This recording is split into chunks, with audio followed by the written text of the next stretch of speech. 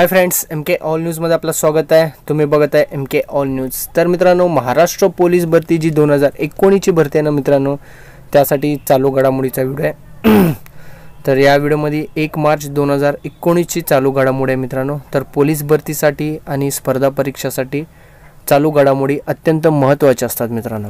Okay, चला तर आपण चालू करूया 1 मार्च 2019 ची चालू घडामोडी म्हणजे 1 मार्च। तर पुलवामा दहशतवादी हल्ल्यानंतर रेल्वे अधिभार कमी झाल्यामुळे रेल्वेने इंडो पाक समझोता एक्सप्रेस निलंबित करण्याचा निर्णय घेतलेला आहे मित्रांनो। ओके, निलंबित करण्याचा निर्णय घेतलेला आहे इंडो पाक समझोता एक्सप्रेस। सर्वांना माहीतच असेल कशासाठी ते। तर जम्मू काश्मीरीबाबत मोदी सरकारने सर्वात मोठा निर्णय घेतलेला आहे मित्रांनो। तर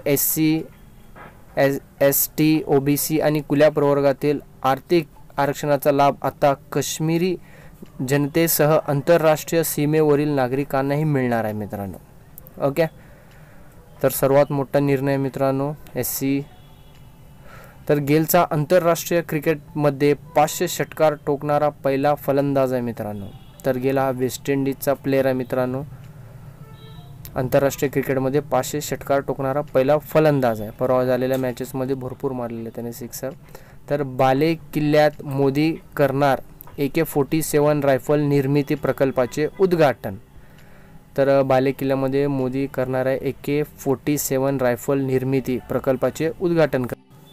1 मार्च आज जागतिक नागरिक संरक्षण दिन आहे मित्रांनो। 1 मार्च हा जागतिक नागरिक संरक्षण दिन म्हणून साजरा केला जातो।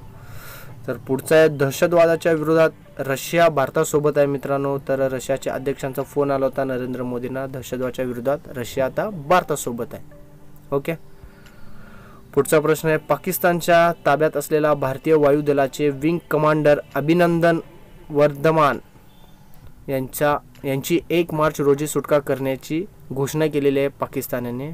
अभिनंदन जे विंग कमांडर आहेत मित्रांनो भारताचे, तर 1 मार्चला सुटका करण्याची त्यांनी घोषणा केलेली आहे। तर सन 1907 मध्ये टाटा आयर्न अँड स्टील कंपनीची स्थापना झालेली आहे मित्रांनो। ओके, तर व्हिडिओ आवडला असेल तर नक्कीच लाईक करा, तसेच सबस्क्राईब करायला विसरू नका।